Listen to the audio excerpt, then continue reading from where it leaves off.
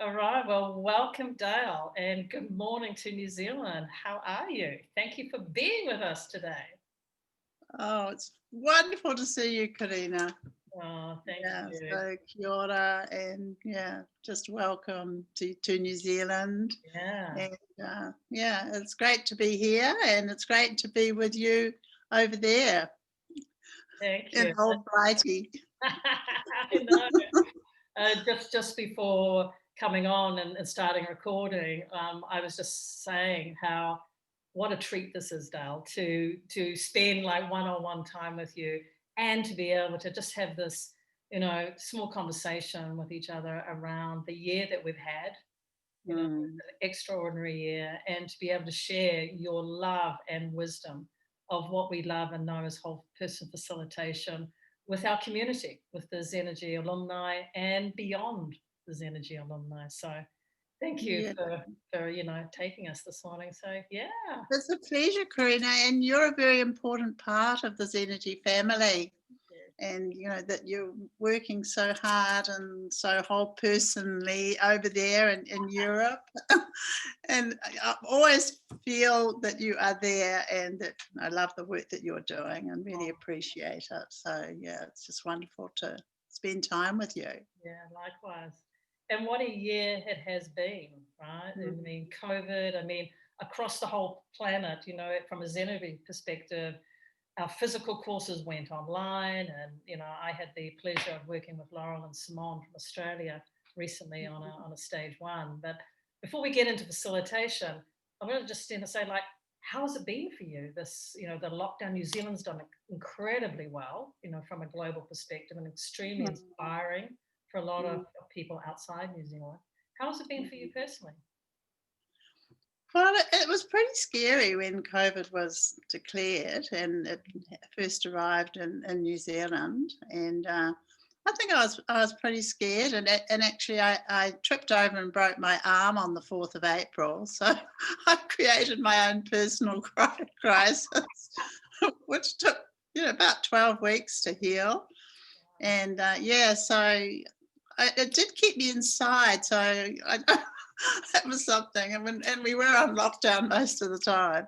So, I mean, I think we went through a lot of the same feelings that everyone else would have gone through, even though we had very few cases as it happened.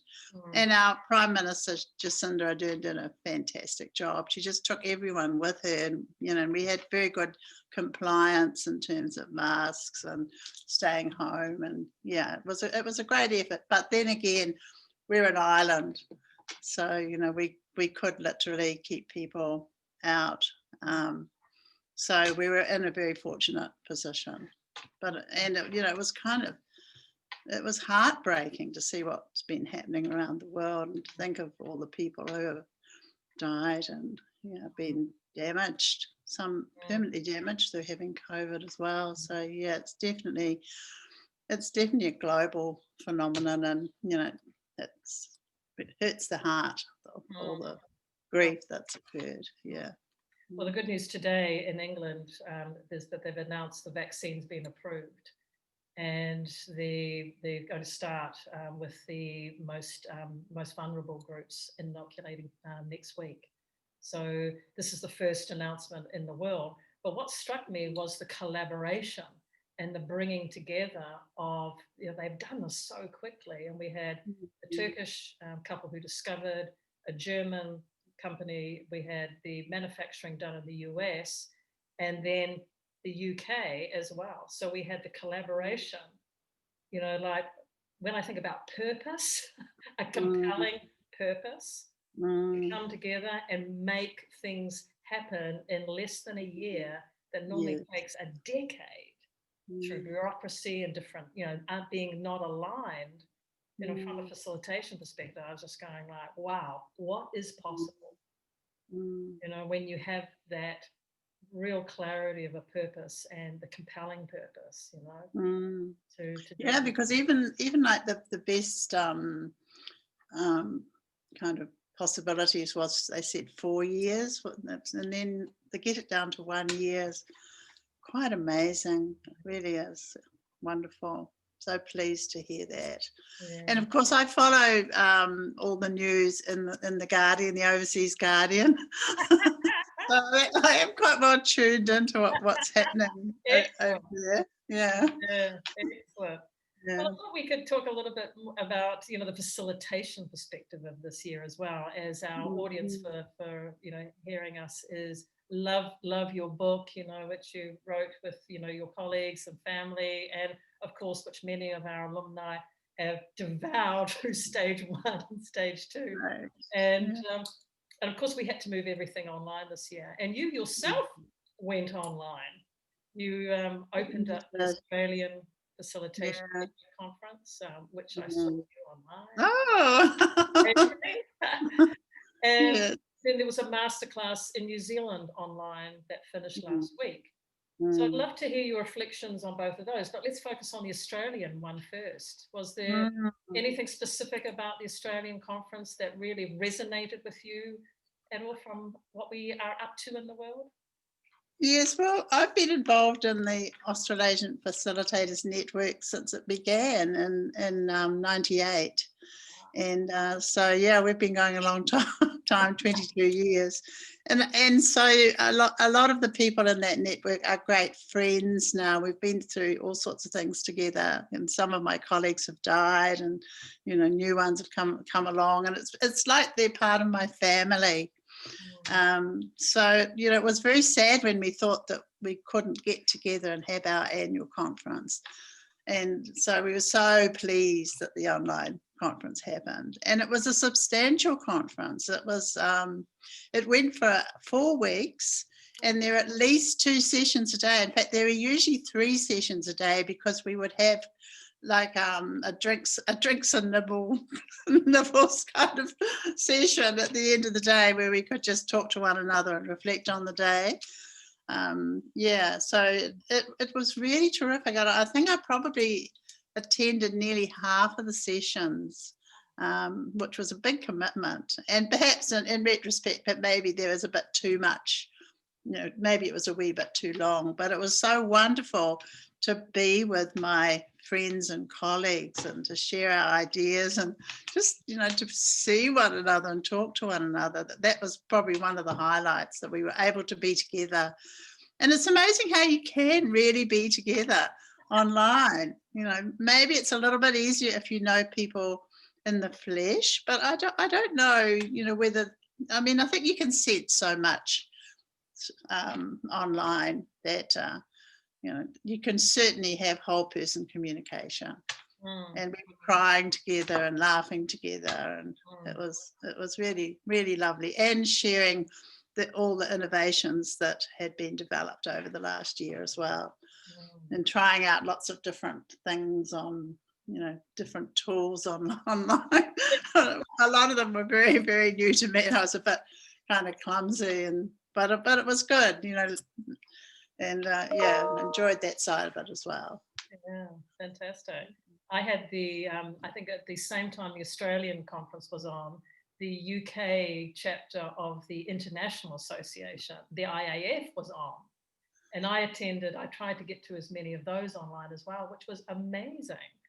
And like you're saying, the opportunity the accessibility that opened up, to be able to suddenly, you know, meet all these people that, not in the pre-COVID world, I would not have had an opportunity to, and even being able to beam into to see Australia, you know, even though, you know, hours of the morning, and, you know, or to have the copies sent to me online, it was amazing.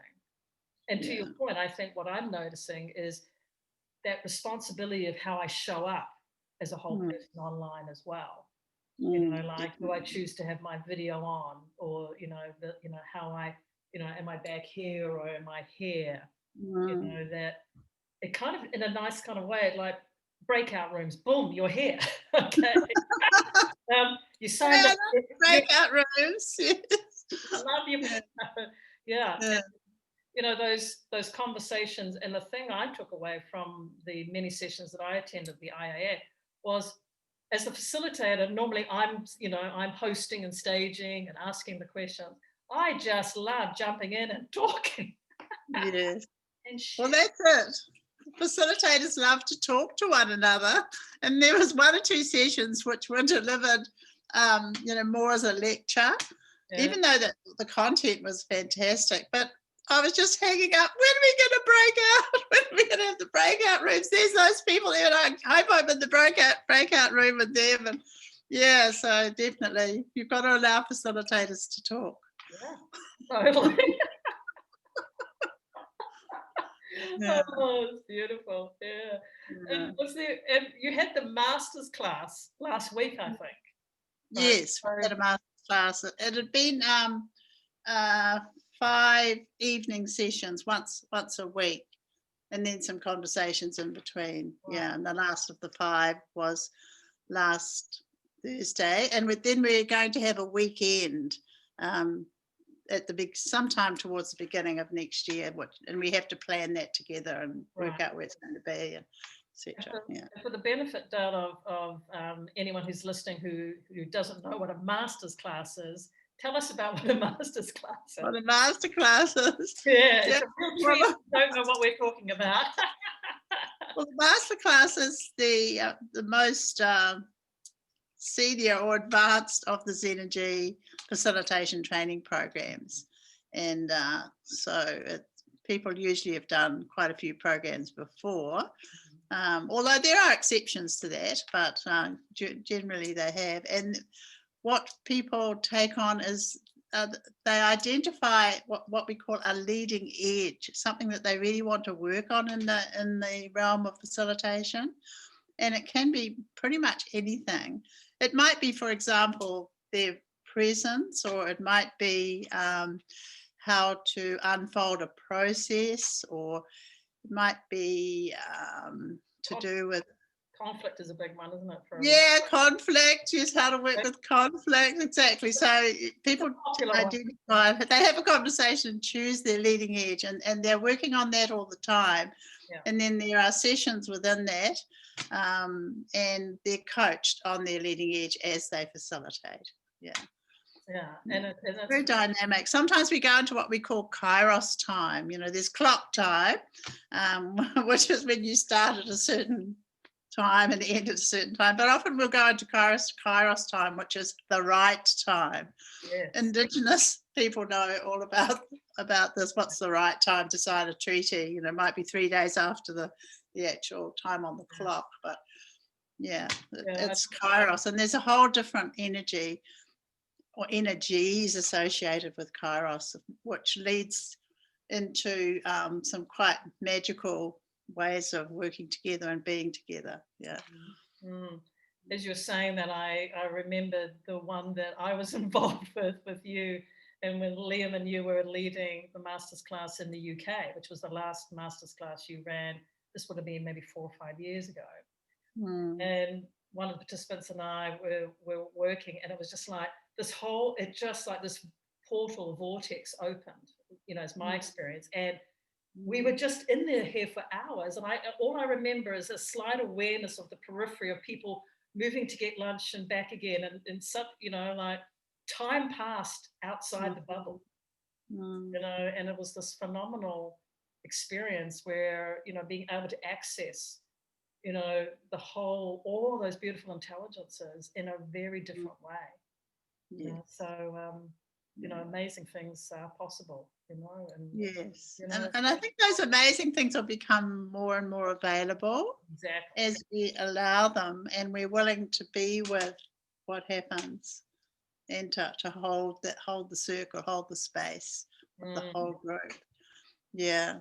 So I think there's so much more that will become uncovered in the next few years. And what's amazing is it can happen online as well as face to face.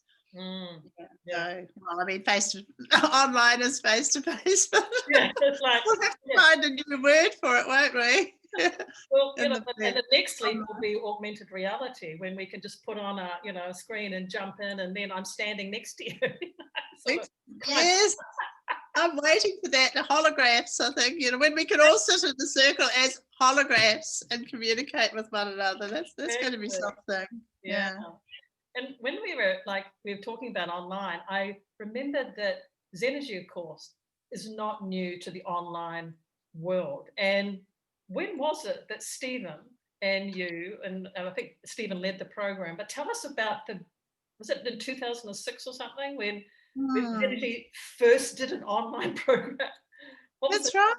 We did. I think it was sparked by Stephen Thor, who he was working with Zenergy at the same time as he was doing his PhD at Auckland Uni. Yeah. And his topic for his PhD, for his thesis, was storytelling online as a way of building relationships. So he was doing his work, and because we were talking about this all the time, we thought that, well, let's do our own Zenergy online program. And we started off, and mainly we were using email and email threads and e-groups at that time. Okay. But we also used some more fringe things like Second Life. There's something that sticks into my mind, where you create a little avatar and you go into this whole planet, and your avatar moves around and you can talk through your avatar. And we had lots of darts as an activity and explorations of this world. And there was this little fire with logs around it, and we would gather in this little space and we would have our group interactions. And it was so lovely, and it was amazingly intimate. And of course we could dress up in whatever we liked, and I always liked putting on a black sort of skin tight cat suit and looking very kind of slim and sylph-like, and like a cat woman sort of thing. And everyone, we had our own outfits. So that was very good, and it was surprising how we could have intimate conversations through our avatars. Yeah. So and even through email threads, we experimented quite a bit. We were very interested in Otto Scharmer's work with Theory U, and and attaining depth and presence, and Peter Sege's work as well. So we were looking to be together in presence. And it was surprising what you can achieve. I mean, at the same time, we were doing some of Otto's courses, or Peter Sege's courses, because he did them as well. So we were able to draw on their work directly, but just to see what was possible. And so they were very enjoyable, those programs that we did.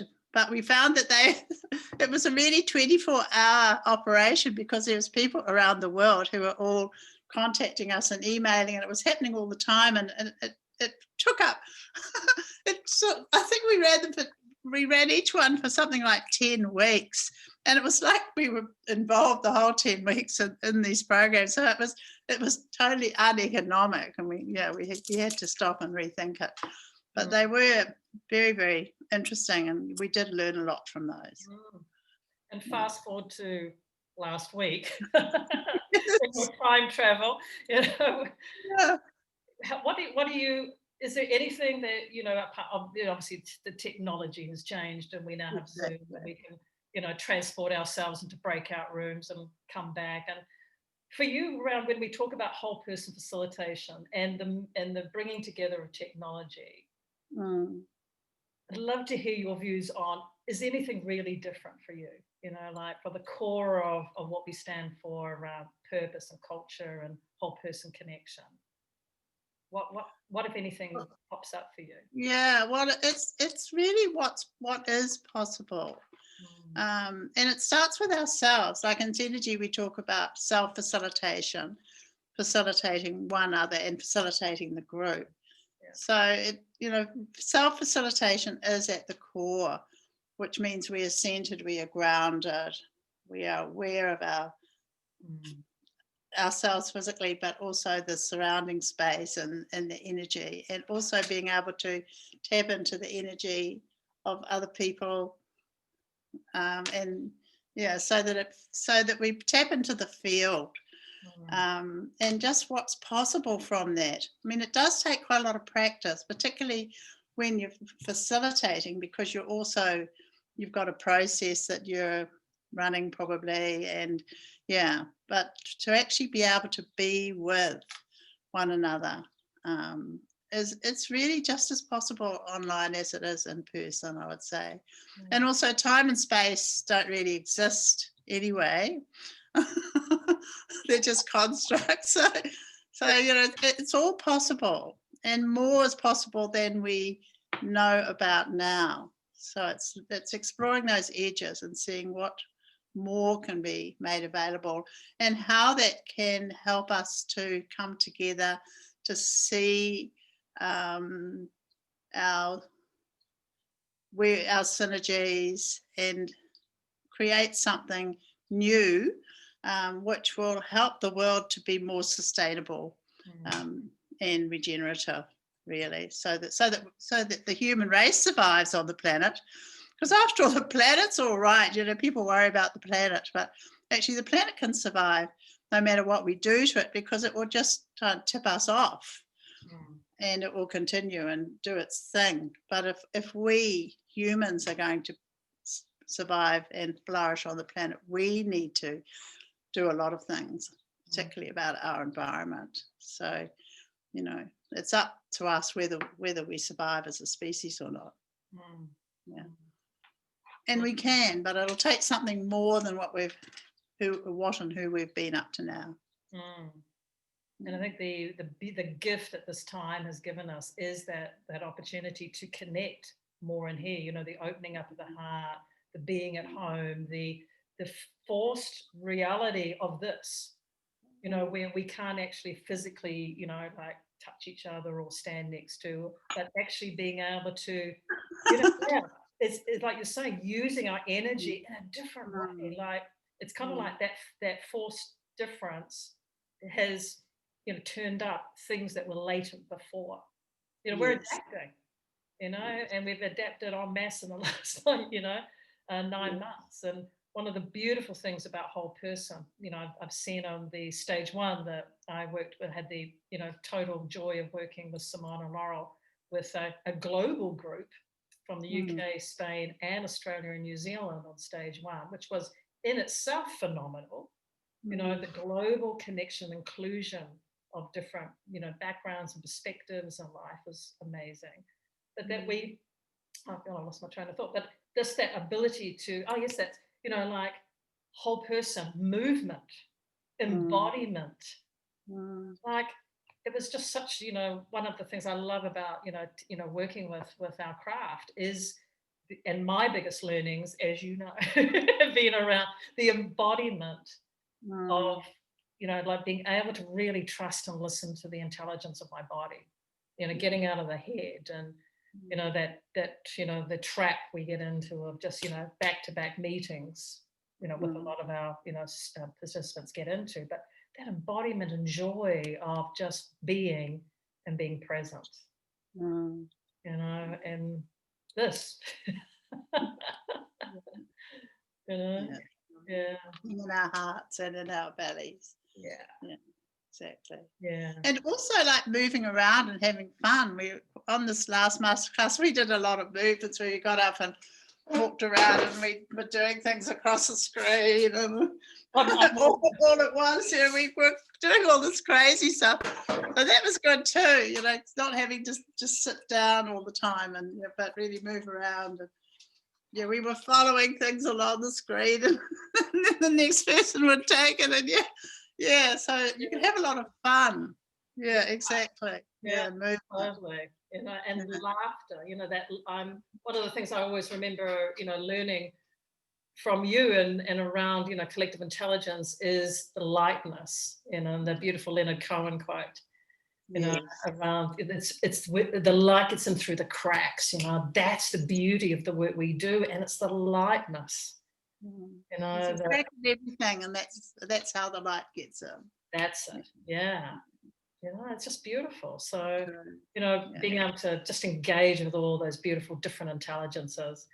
And I'm aware I could talk to hours with you, Dale, and this is such a treat. And I don't want to wear out our welcome.